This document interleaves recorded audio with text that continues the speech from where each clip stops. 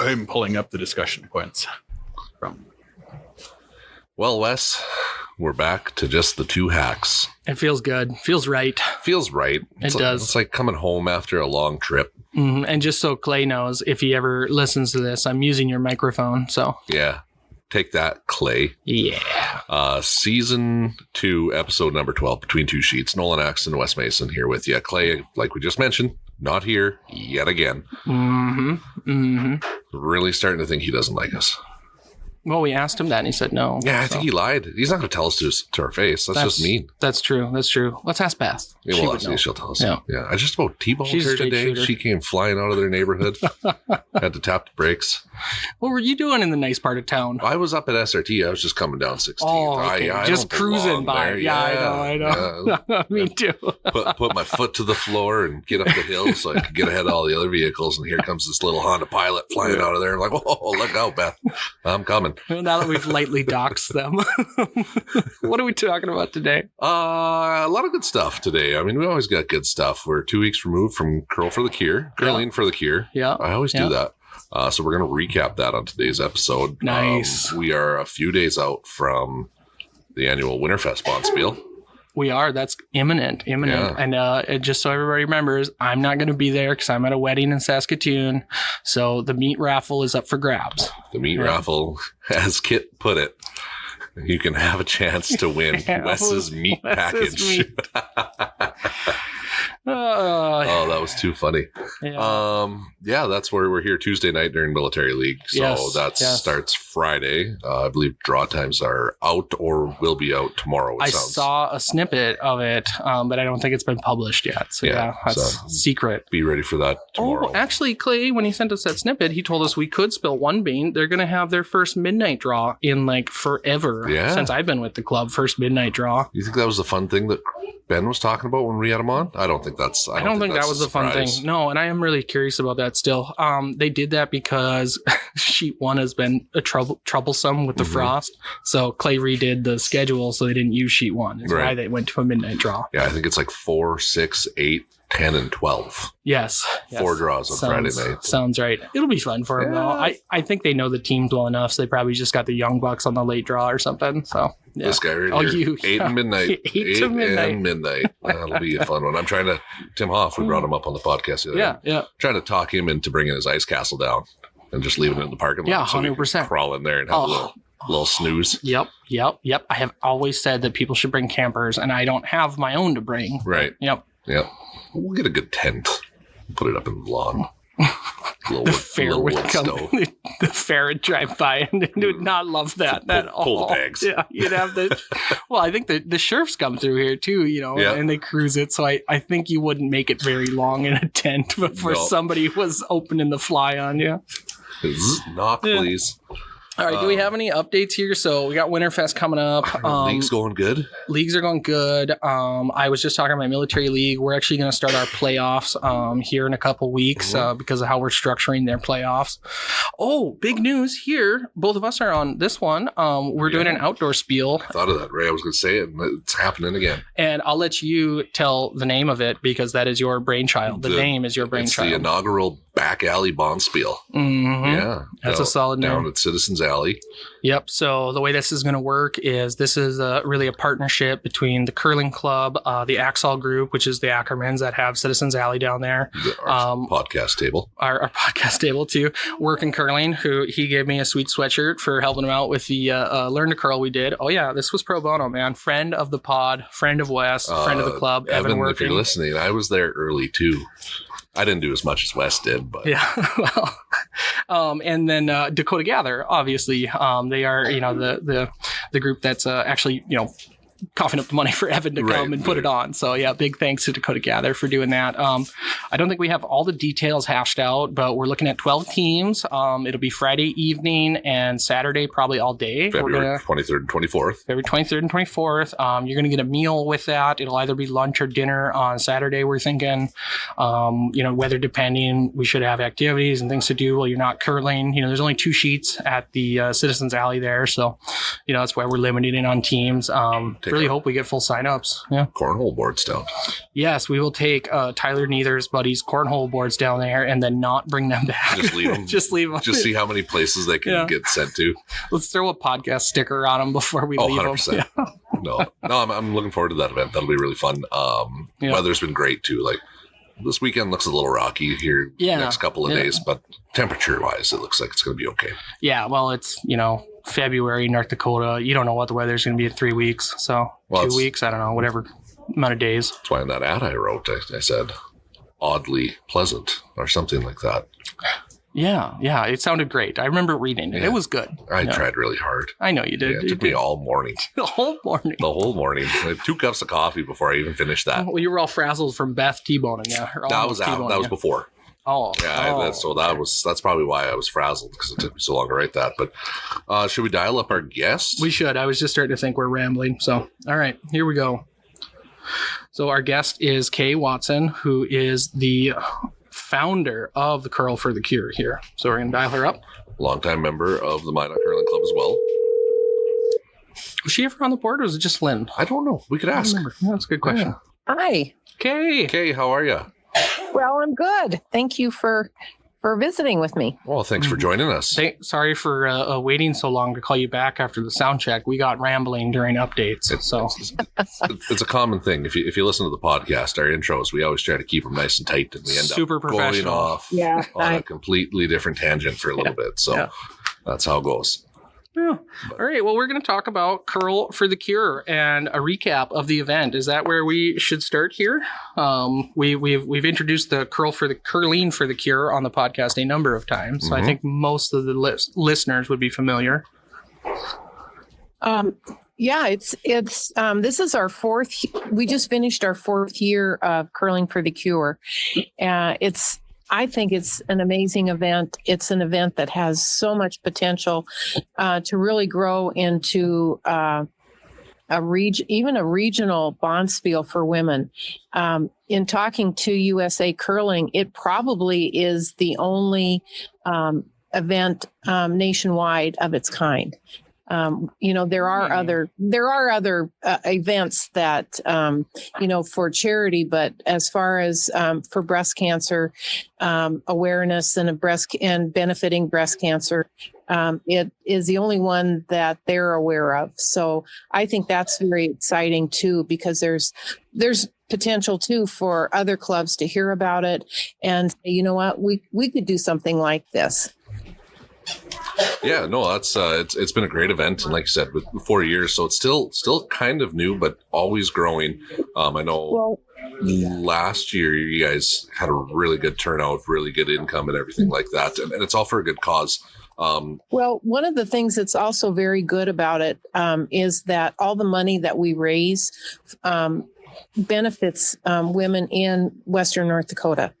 So the money stays local, and it could benefit anyone. If you have a listener out there that has a mother or a sister or a friend that has breast cancer, these are the people that we're helping with the money that we're raising. So it's that part of it is really important. What you find out when you go through breast cancer is that it is just a never-ending need for money. I mean, not need for money, but expenses. If you're, I chose to have my treatment in Bismarck. So it was traveling to Bismarck. It was staying overnight in Bismarck. There are a lot of things that you think, oh, well, if you have good insurance, they'll cover a good share of it. That's not really true. Things like lymphatic sleeves. They're I think when I got mine, it was like $75, for one sleeve. So, those are the type of things that, we went out and had a great time, raised money. But someday, there's a woman out there that is getting things that she needs that possibly she couldn't afford because we're doing the event. And I think that's really what it's all about. Yeah, so you did touch on it here, but I guess one thing I would like to cover for our viewers, is the connection that you have to being a cancer survivor, and I think that's a direct connection there for starting up this bonspiel to help others who went through something similar. Could you tell us a little bit more about what your experience was there, and how you overcame that and are out there doing good works now? So. Well, you hear that term cancer survivor and you don't really have a clue what it means until you've been through it. I mean, it just doesn't seem to ever, it's a part of you that's on for a long time. You do become a survivor. But what happens when you get involved in something like Curling for the Cure is that it turns something that could have been very negative in your life into something very positive. Curling for the Cure really got started on a whim. We were just visiting at Winterfest, and we're getting ready to play Winterfest this weekend, and there were two women's teams. And as we played each other and we were coming off the ice, I happened to mention to Roseanne Schaefer, sometime we should just get together and do a Curling for the Cure.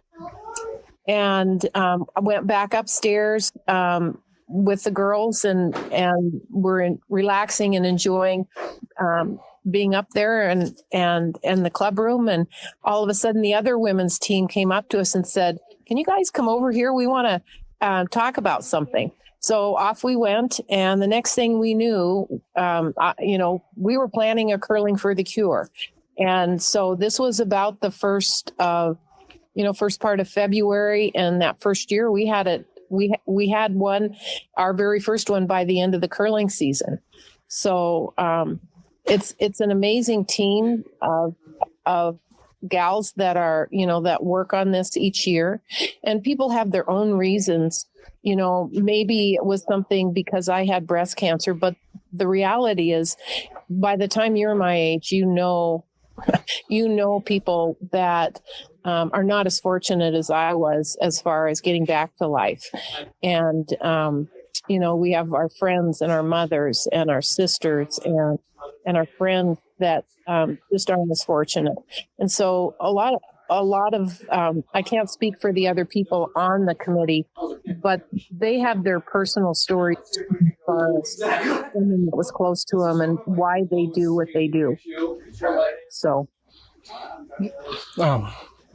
It's obviously it's an event that really hits home for you, and I mean it's something that's affected everybody in some way, shape, or form. So it's really a good thing you guys do, and keeping the funds local. That was one thing I wanted to ask about. What were the two? Because you split. I think it was 3 now, right? Is it 2 or 3? You guys added that Bismarck this year.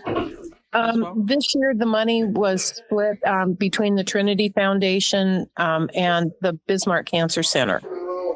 Okay, so still just the 2, and I guess the kind of the question everybody wants to know is what was the final number this year? I know you guys had a great year last year, which was the highest you had ever done, but I think things were a little bit better this year, right?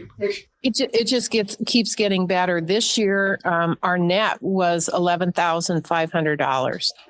So after all of our expenses, that's what we're going to be able to write a check for through our Minot Curling Club. Yeah, and that's amazing. I look at the other bonspiels and stuff we run, and that is an astounding number, I guess. For gross. Especially considering it's. How many teams did you guys have this year? Was it 16? Just 12 teams. Correct? Yeah, a dozen teams and all the other activities with the silent auction and the raffles.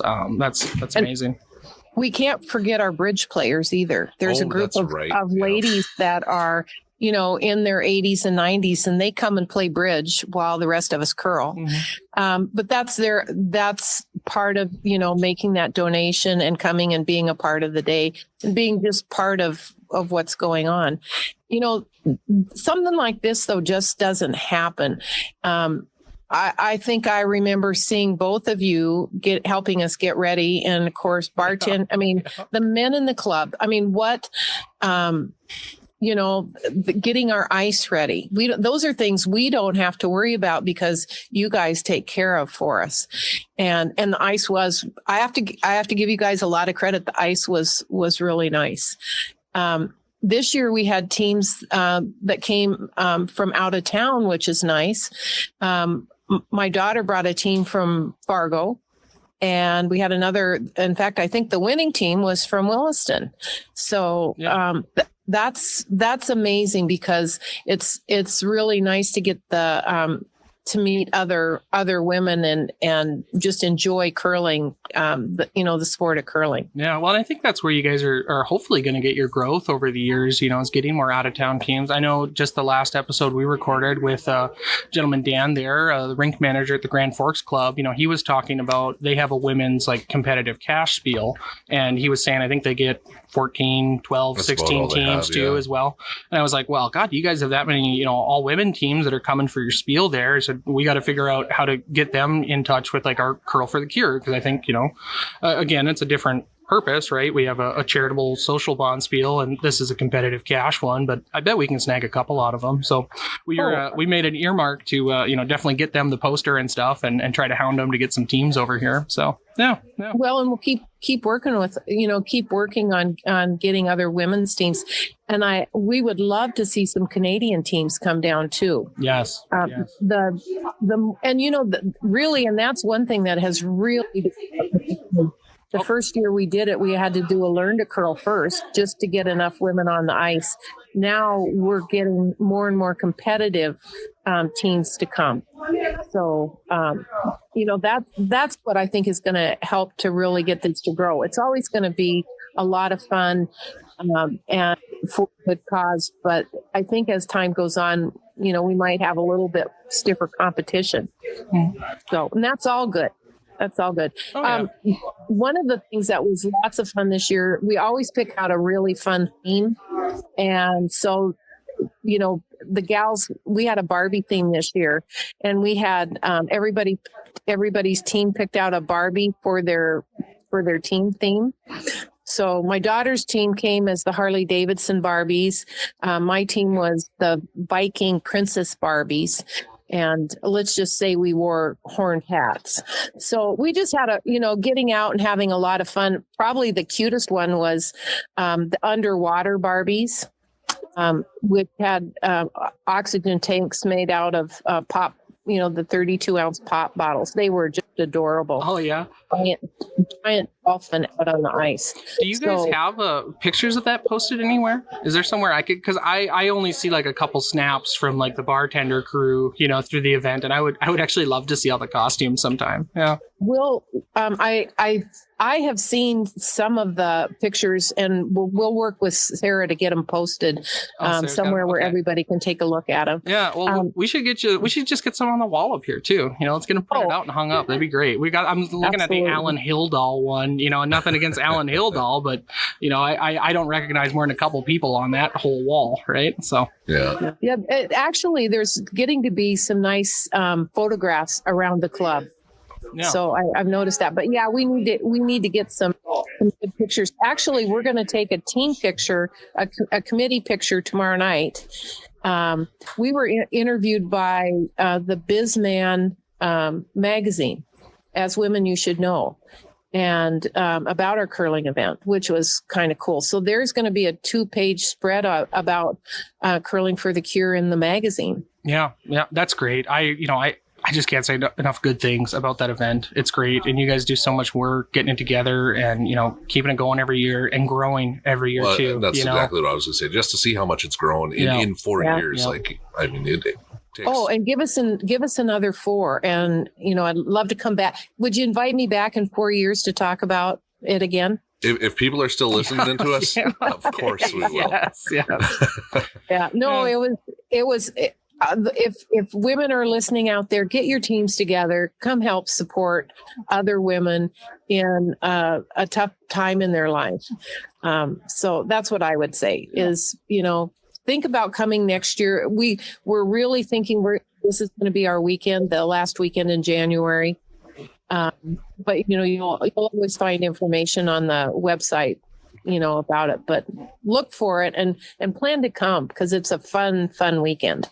Yeah. Yeah. I do know if you guys have settled on that as the weekend, that is always the weekend of the Devil's Lake fishing tournament too. So that's usually where I end up going that Saturday. So I think it's perfect. Yeah, you got something for the guys to go do at the fishing tournament. They can carpool with me. You know, I'll pick up the husbands and you guys can curl all weekend. It'll be good. I think that's a good deal. Plus, you know, Katie made a pretty good bunch of cookies for the event. So. Well, and on her cookies too, they were good cookies. I stole a couple before they made it here.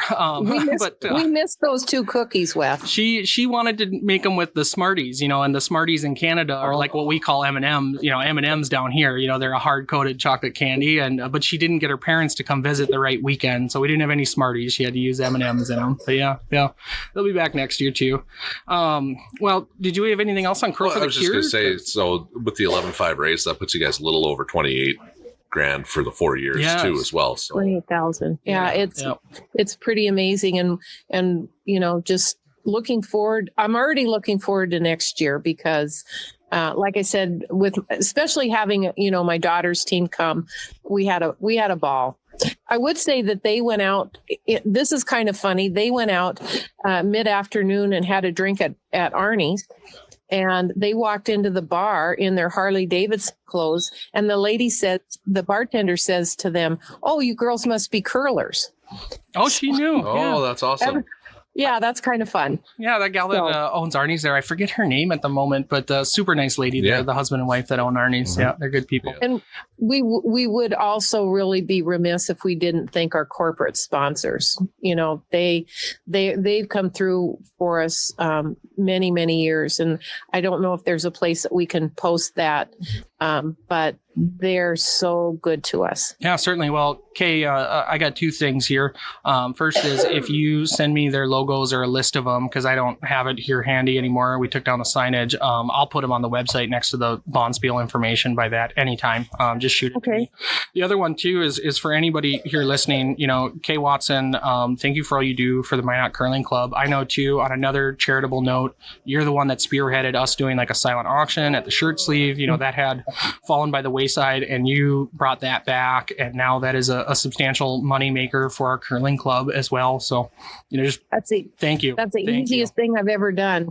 Well, it still takes somebody to go do it. Yeah. You know, so. Well, you know, what's fun about that is everybody's looking to have, I mean, I think there's a little competition out there to see who can come up with the best basket. Mm-hmm. Now, how many shooters can you get in the basket too? That's always my exactly. No, I tell you, curling for Lynn and I is it's been one of the most wonderful things that we can do together as a married couple. And we've so enjoyed it. We have so many good friends at the Minot Curling Club.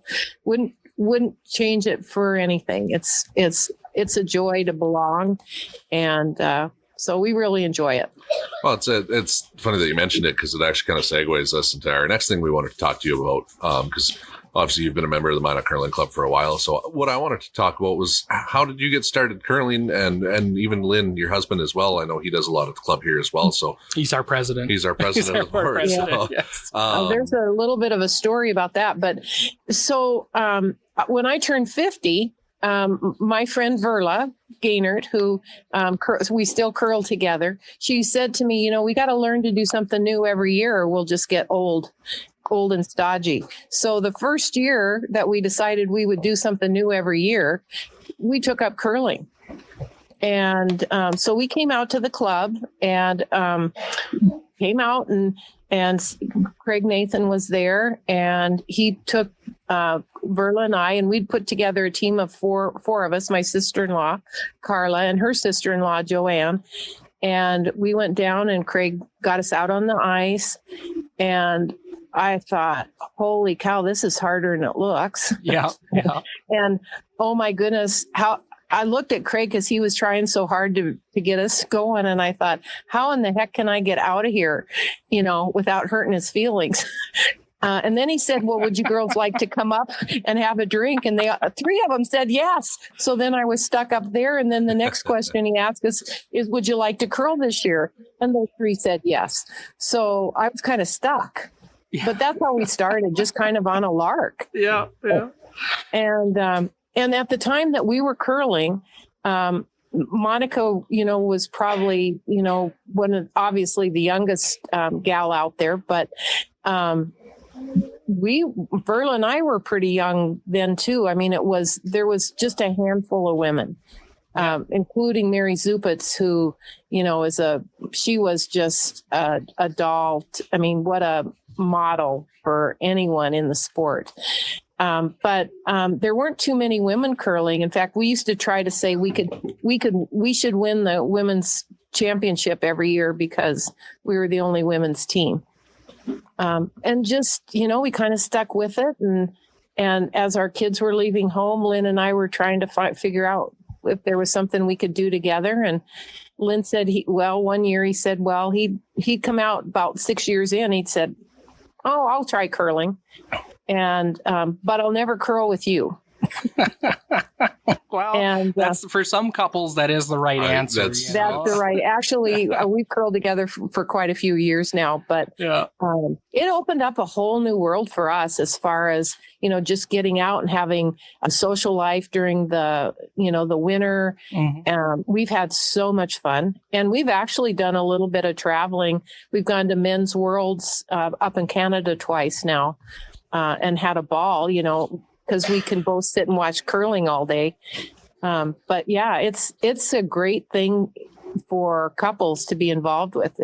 Curling's a great thing. But that's how we got started. And man, I tell you what, Verla and I ran through teammates for years. One gal fell and broke her rib. Was it fell curling or? Yeah, she fell at curling. She broke her rib. But I'll bet you, we were trying to count. We think we've been through like 15 or 16 teammates in our 20 years. Yeah, I probably got close to that too. I used to try to do a team of newbies on Mondays. So you just keep churning through new curlers. Okay, actually, I wanted to back you up here because you were talking about traveling for curling, and this is I think something I've talked with Lynn about. You guys have actually gone to some clinics out there, right? Like you paid and traveled to go, get instruction in the art of curling. Is that correct, for one? And then I don't think we've ever discussed one of those on our podcast, so I'd love to hear your perspective on it. Yeah. Well, when I'd been curling about 6 years and Lynn curled a year, and, right away he was like, well, we need new shoes. We need to get shoes, and we need to do this. We need to get our own brooms, So, I was kind of doing it, just going along, but he found an adult curling camp at Leduc, which is outside Edmonton. Okay. And it was in the September of the year. It was an adult curling camp, and he said we should go. And so we did, and it was amazing. I'd been curling about 6 years, and they kind of had us go, when we started, they let everybody assess their level. And I thought, I think I better start over. So I went into the very basic, and they really, what was the best thing about the adult curling camp was that, they taught us an ergonomic way of throwing. So, I don't have the problems with my knees that some people have, because of, of them teaching us a different way of delivery. And they taught us etiquette. They taught us performance. It was a pretty intense weekend. I mean, I think we were both pretty tired, but it was probably one of the best things I've ever done as a curler, because that's when we really started to improve, take it seriously and improve our skill. I'd encourage anybody that can find a camp to go. And they do have, the one I was disappointed in was a wine and curling camp in Ontario. And we didn't go 1 year, and we've never found it again. But they're really a good thing. And Chelsea Carey, the skip that won the Scotties, she was there as one of the coaches. Oh, yeah. Oh, that's pretty cool. Yeah, that would be cool just to meet them. Yeah. Yeah. So, but I mean, it was the level of instruction was superb. And we did a little bit of everything, including strategy and that type of thing. But the best thing, like I said, that I got out of it was being a little bit perfecting, the delivery, and well, you know how I deliver, but as good as I'm going to be. And the fact that, getting into that ergonomics where you can curl for more years if you're learning to do it the right way. Yeah. Mm-hmm. I get a kick too out of you. Mentioned you started with Verla. I guess I didn't know much about Verla's background, but I always just pictured her curling, forever. So that was a fun fact for me. And I love seeing your guys' team out there too. It's fun to curl against you. So. Well, what do they say? Old age and treachery beats youth and skill. Yeah. I've had it done to me a number of times. Oh yeah, yeah. Well, I honestly never thought that first night that we went out. I never thought that here we'd be, 18 years later still curling. But it's been an amazing journey, and it's been so much fun. And our club, looks so nice. From when we started till now, the club room is beautiful and it's so vibrant. I mean, and it's a joy to be out, with all you young folk. It's just fun to be out there and it's great. Yeah. So we'll curl as long as we can. That's the downside, when Lynn retires, I was picturing, Arizona or, south of France. And here we are now. We can't go anywhere until curling season's over. Yeah, I have similar travel problems. What was I going to say? Oh, so you guys talk about traveling to curling too. Are you guys going to the Briar? You're going to the Briar this March? Yeah. Yes. It's not something we've talked about, but maybe we should. Now that Kim and Norma are back in Canada, it's easy for them to, come down. That's the amazing thing too, is just every time we've gone to a Canadian event, we have had such a good time. We're surrounded by Canadians. You get your tickets and just welcome you as long as you cheer for the Canadians. If the U.S. isn't in the game, they like you. I think that's Wes's favorite part of this podcast as well, as being surrounded by Canadians. Yes, I feel more at home as a proud Northern Minnesotan with a bunch of hockey players that put the accent on. It just feels right, Yeah. The amazing thing about men's worlds is just the accessibility to the athletes. When you go to something like that, every country has a night that they go over to the arena or the social place.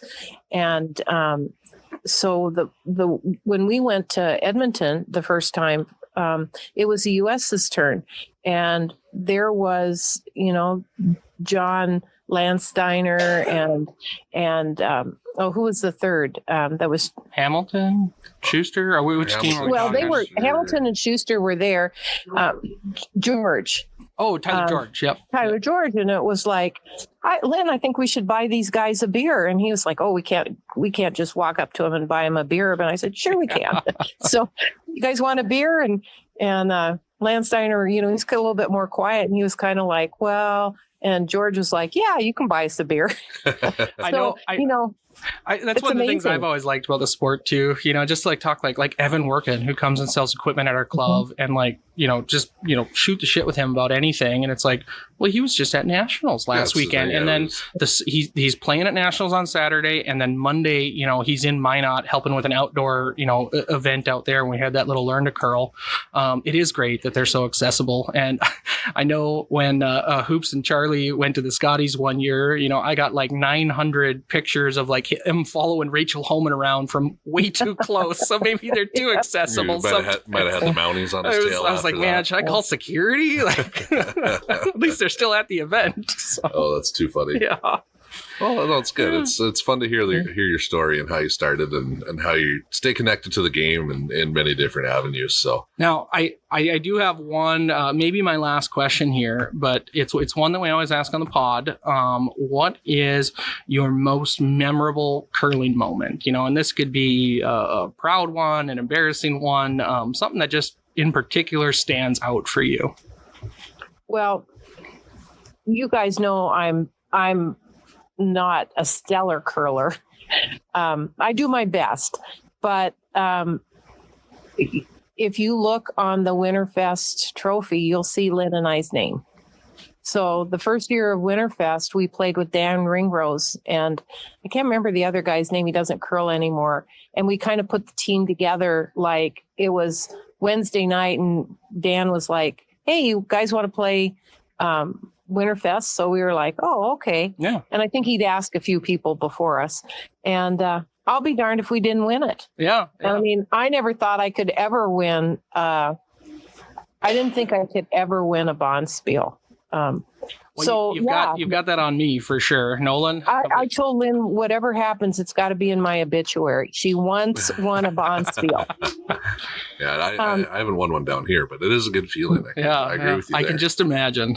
And if I could just for a moment come back to Curling for the Cure, I think this year, one thing we do have a bagpiper in Minot, and he brings all the participants out on the ice to traditional music. And at that one moment this year, it was so overwhelming to see all these people that are here gathered together. And sometimes you think for things that happen in your life that aren't so good, that if good can come out of it, it was very humbling, and it was very emotional for me. So I'd have to count that moment when we went out on the ice this year as close second to winning. Yeah. So thanks for sharing it. Yeah. Oh, well, thanks you guys for letting me be a part of it. Well, thank you so much for taking time out of your evening to join us. It's been fun, and it's always fun to have new people on the podcast. Yeah, and our Curl for the Cure episodes we've done, they're some of our highest viewed ones too. So we're riding your coattails to some extent too. Yep. So Well, thanks for talking about it, because I hope that there's at least one person out there listening that says, I'm going to bring a team next year. Yeah. Well, in 4 years, we'll talk about it again. Yeah, okay, that's a deal. We'll do it before then, probably, but I'll remember that you asked. 4 years. Well, 4 years from now. Okay, that's a deal. All right, Kate. Thanks, guys. We'll let you go. Yeah, thanks so much for chatting with us, though. Really appreciate it. Thanks, Kate. Thanks. Bye. That was great. Good to hear fun stories from not only the bonspiel, but how they started. Like I get a lot of enjoyment of people that started curling later in life. Yes, I do too. And it's one thing I always try to tell the people too, is like, it's not too late to get your start in the sport. Just try it. Yes. Yep. It's nice to have somebody on too, who's not our normal Yahoo, right. On the interview. Someone new from the club, but new. Yeah. I found it quite funny when she mentioned the old age and treachery beats youth and skills. Yes, because it does. If you guys recall from the shirt sleeve last year, my first draw was against my old man. Yes. And that became the talk of the bonspiel. Oh, God. I almost didn't want to come and talk to you afterwards. I wouldn't. I wouldn't know. You did have that look. Man. Oh, I had that same look on Monday night, too. Oh, man. Yeah, but no, it was a great talk with Kae, and yeah, should we call up Clay and see what he's doing? We should. I've said it on this podcast so many times. I just can't say enough good about that event. And you know what? We didn't even touch on this. I was so surprised that that's like the only breast cancer curling one. Well, one, Kay just came up with that name on the spot when she pitched the event, which is a great name. When you hear it, you think, oh, it makes so much sense. I just assumed that this was something that was happening in other places. I didn't realize that they spearheaded like a whole not genre necessarily, because there's other charity curling ones, but like this women's focused curling specific event. Yeah. No. And the fact that they're just growing, because like even when we talked to Dan, he had said that's one tough thing is around the state and in curling in the States is, well, curling everywhere is the women's bonspiels are starting to die out. You don't see them as much. Yeah. Well, and like we didn't give Kay any props too, because I know like talking to people like my wife, about joining curling, it is nicer to come in as a female, when there's other women doing it too, right. And then we have a number of all women's teams. We've talked about registration. I think we're over 40% female now for club members. Closer to 50-50. Yeah, and I imagine like I wasn't here then when Kay started, but yeah, there was only 2 women's teams, right. So doing good work. All right, here's our boy. See if he answers. If he doesn't, are we going to leave him a voicemail? Yeah, 100%. Okay, good. I hope he has. Oh, first ring. Yes. Ooh, Clay. Clay. How are you doing? Not so bad, no. Yeah. What did you have going on that was, I don't want to say more important, but keeping you from joining us tonight? I had my first, I'll call it trial night with the new gym membership. Oh, You had a gym trial. I was gonna make the joke. I was gonna say, I bet you he's not at the gym. And Well, sure not enough, right now. Did you wait until all the January sales were over and you're like, I want to pay full price for my gym membership Well, and 'cause start then in you're gonna use February? Or okay. Well, I didn't want to look like I was jumping on a bandwagon. Hey, I get that. Fair enough. I get that. Fair enough. Yeah. Well, how was it? Pretty light duty. Well, just First day. some buys for the guys or what? Yes. Yes. we'll go buys with that. curls for the girls. Yeah. Which actually that was our topic tonight. We just got off the phone with Kae Watson. We had a nice long interview with her and covered Curl for the Cure and the history there. So yeah. What else we got, Clay? You look Well, go ahead. go ahead. Did you talk about Winterfest? We did touch on little bit, Winterfest. yes. We started rambling a little bit in the intro as we do. Yeah. Any big predictions? Well, me and Nolan are both super curious about what the surprise is. Yeah. Can you spill the beans yet? A surprise? Oh, sorry. I forgot about this entirely. Well, there was a surprise. Yeah, Ben was talking about something that was not allowed to be mentioned. Yeah, it was Oh, TBD. well, then it's still a surprise to me because I don't know yet. Oh, okay. You're usually in the know. What was the other one? We did spill the beans. We didn't read the schedule out, but we did say that there's going to be a midnight draw, which is, going back to our roots here. First time in, I think, about 10 years. I don't remember a midnight draw since I've been here. No, there hasn't been one in my tenure, and that's 8 years. So yeah, that sounds about right. Predictions on winners? You got any idea who might take this one home? Is it going to Me? be you? Or is that to Wes? That's to you. That's to you. Yes. Yep. Well, I mean, other than Edward Stones, Is that your team name? I think I might. I've changed it like 3 times now, from Cameron Stones to Edward Stones to Cameron Jones, Edward Stone. Cameron Jones. Our team name got changed today as well. What are you guys? Well, we were going to be Sweep Apnea. That's not bad. No, Yeah. that's a good one. Yeah. I'm not going to say what it's going to be on the podcast. It's not we family have to friendly. mark it explicit. Yeah. Well, we It already is did. definitely explicit. Hey, when we asked Kay, and I jumped Nolan this time, and I got the memorable question out for Kay at the wrap up there. Her memorable moment was winning the Winterfest. It might have been the first year of Winterfest or like second year. So that was like a fun little tie-in too with the Winterfest. So yeah. Kay and Lynn's names are up there with Dan, and we don't know their fourth. But I'd have to take a look to see who my it eyes is. aren't that good. I can see it. Did we ever get the trophy updated from last year? I believe we did. It was the first year, because I didn't do it, I think, that we ever got it updated like right after the tournament. Because my tradition was always to bring it in like the Friday before the Winterfest and like, hey, could you get this done in a week? Because the tournament's next weekend. This was exactly it. In fact, it was exactly the same time last year, and we were doing maybe the same thing when we took it down Yes. And I went, oh, a week geez. after the Neither rental, which we just had this weekend, Yeah. by the way. How did the cleanup look for that? It was cleaner afterwards than before he rented it, actually. It Yeah. was spotless. He sent me a picture of the floor upstairs, and I was like, God, you guys even vacuum. Did you check all? Oh, yeah, it was. I mean, from tearing out the carpet, it was actually kind of a mess when he got there. Oh, yeah, you guys, the flooring looks good behind the bar there, by the way. Did you check all the cups? They're empty. No, I have not checked.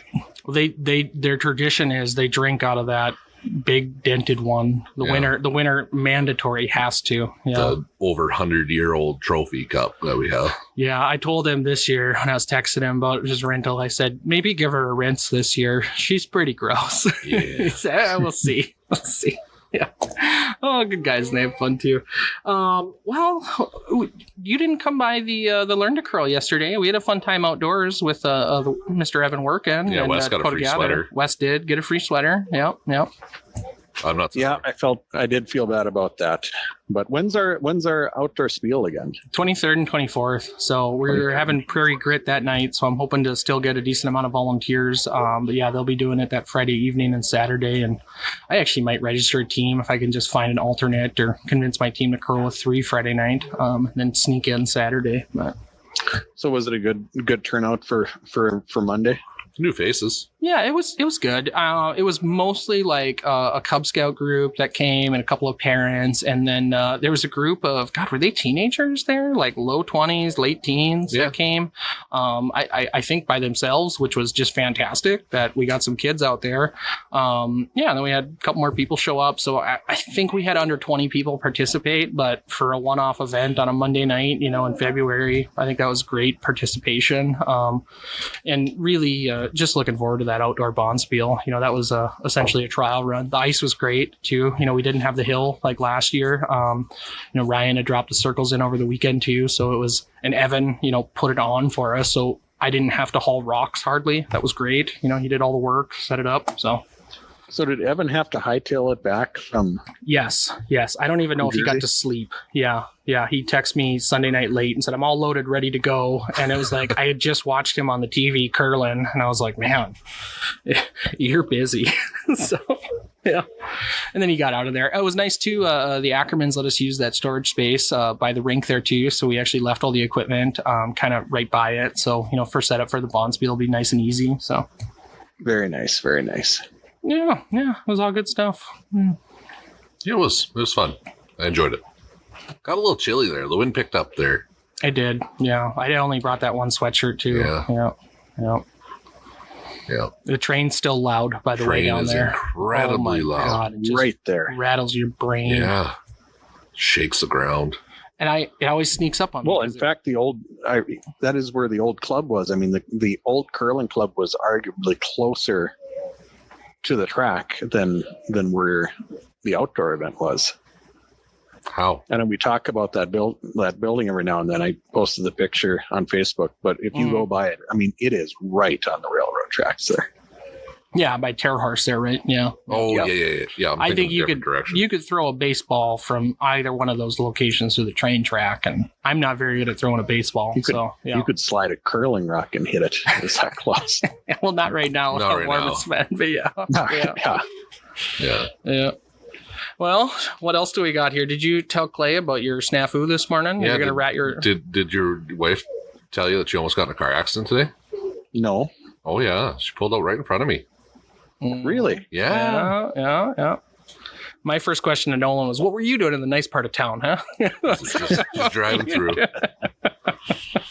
Yeah. Just pulling out onto the 16th. And will you pull around and honk at her? No, I called her and gave her an earful. Oh, you did call her? I did, yes. I let her know.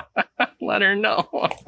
So, you cut that one a little close, didn't you? And she said, was that you? So, yeah, I was waving like an idiot. Good thing I recognized your car. I wouldn't have been paying attention. Yeah. She even did a little pump fake, like, should I go? And then, oh, no. And I was like, okay, here we go. This is happening. Yeah. Give her a hard time for me. Will do. Yeah. Just ask. You make sure you look both ways when you pull out of the neighborhood. But, yeah, anything else, Clay? I'm trying to think. I mean, pretty much I've just been doing a couple of late nights over the weekend getting ready for Winterfest here and the kid ones, but I mean, now you put me on the spot. I can't think of anything else here. Yeah. Did we ever figure out when Mark's coming back? I think he's coming back the Saturday of Winterfest. Oh, okay. So if it's like last year, he'll drop by the club right around 11 p.m. to say hi. Yep. Yeah. Well, if his plane gets in early, he'll probably come do the car count too.